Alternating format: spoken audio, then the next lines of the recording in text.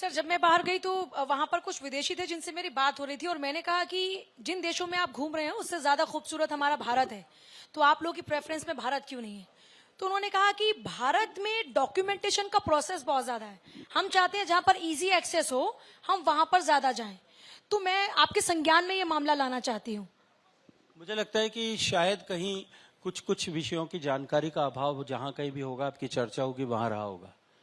भारत ऐसा देश है जो 195 देशों में से 190 देशों को ई वीजा देता है, और भारत आने वाले किसी भी तरह के टूरिज्म वीजा के लिए आपको 48 आवर्स से ज्यादा इंतजार करने की आवश्यकता नहीं है। घर से बाहर जाने की, एम्बेसी जाने की आवश्यकता नहीं।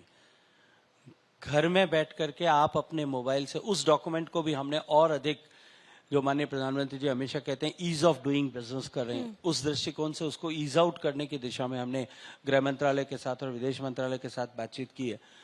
आप सिंपल एक फॉर्म भरे, आदमी पोस्ट करे और उसको 48 आवर्स में ई वीजा उसको मिले और वो जो है अपना आगे जाने का, ट्रैवल का, टूरिज्म का कार्यक्रम तय करे। एविएशन सेक्टर की कुछ चुनौतियां अभी है, लेकिन मैं ये मानता हूं कि जिस तरह के प्रोस्पेक्ट्स एविएशन सेक्टर में दिखाई दे रहे हैं, आज भारत के आकाश में जितने हवाई जहाज कुल उड़ रहे हैं उससे दुगने हवाई जहाज अगले 3-4 साल में भारत के आकाश में आने वाले हैं। चिंता मत करिए, ट्रैफिक जैम नहीं होगा, लेकिन फिर भी उसका जो सबसे बड़ा बेनिफिशियरी अगर कोई सेक्टर होगा तो वो हमारा टूरिज्म सेक्टर होगा। जिस तरह से नया रेल इंफ्रास्ट्रक्चर बन रहा है, मॉडर्न रेल इंफ्रास्ट्रक्चर बन रहा है, उसका बेनिफिशियरी अगर कोई होगा तो वो टूरिज्म होगा। जिस तरह से रोड इंफ्रास्ट्रक्चर स्ट्रेंथन हो रहा है, उसका बेनिफिशियरी अगर कोई है तो पहला बेनिफिशियरी टूरिज्म सेक्टर है। निश्चित रूप से भारत आने वाले हर अतिथि के अनुभव को हम अपलिफ्ट कर सकें, एक्सपीरियंस को अपलिफ्ट कर सकें।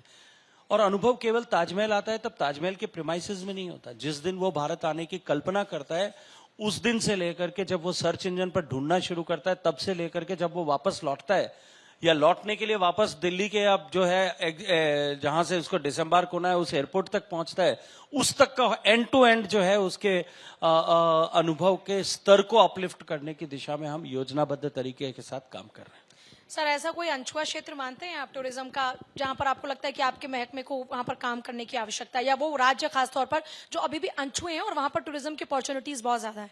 देखिए, मुझे लगता है कि इस तरह की समीक्षा आदमी को हमेशा करते रहना चाहिए।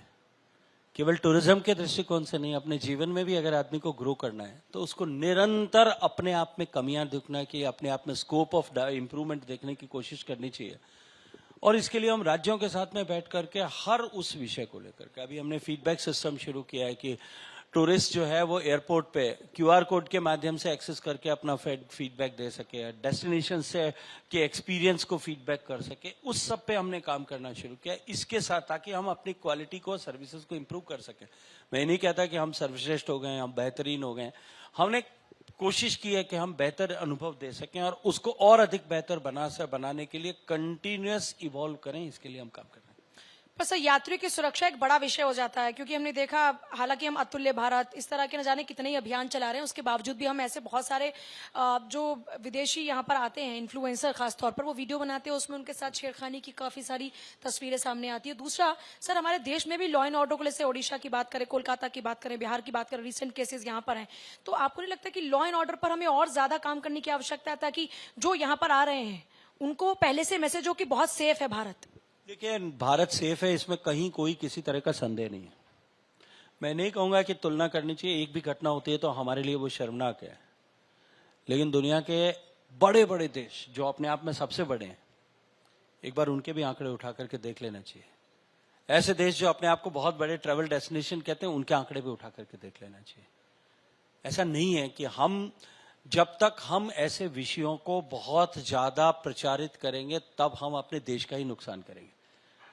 आपने कभी देखा था, आज से, अब तो मैंने कई दिन से नोटिस नहीं किया, लेकिन पिछले 8-10 साल पहले जब मैं जाता था यूनाइटेड स्टेट्स में, जब ट्रैवल एडवाइजरी में लिखा होता था न्यूयॉर्क सिटी में भी, क्या आप जो है सनसेट के बाद में छोटी गलियों में न जाएं, मेन रोड्स को न छोड़ें। इटली के एयरपोर्ट पे उतरते थे, उससे पहले निकलता था कि आप अपने पासपोर्ट को और अपने कैमरा को अपने शर्ट के अंदर छिपा करके रखें, अभी भी शायद कहीं ना कहीं सूचना मिलती होगी। कभी आपने किसी टीवी चैनल को वहां के को कहते हुए सुना है क्या कि आपके देश में, हमारे देश में जो है वो सुरक्षा की कमी है, सुरक्षा की जो है में किसी तरह की चूक है टूरिस्ट के लिए? हमारे ही यहीं पे टीवी चैनल बैठ करके इस तरह की सर चर्चाएं सर क्यों यही करते तो हैं? भारत की खूबसूरती और खासियत है कि यहाँ के लोग आलोचना भी करते हैं, वो भी बड़े दमदार तरीके से, और ये आलोचना का जवाब आप जैसे नेता दमदार तरीके से लेकिन देते ये हैं, यही सारी भारत की आलोचनाएं खूबसूरती है। राष्ट्र के हितों को के साथ में कुठाराघात करने वाली तो नहीं है। इस बात की समीक्षा और इंट्रोस्पेक्शन मुझे लगता है कि आप सबको भी करना चाहिए। चलिए सर, आखिर में एक सवाल पूछना चाहूंगी आपसे, राजस्थान की सरकार को कितने नंबर देते हैं, कि किस तरह से काम कर रही है, कैसी परफॉर्मेंस है राजस्थान अगर की मुझे सरकार 10 में से 11 नंबर देने की अनुमति देंगे तो मैं 12 दे दूंगा। चलिए सर, बहुत बहुत शुक्रिया इस पूरी बातचीत के लिए।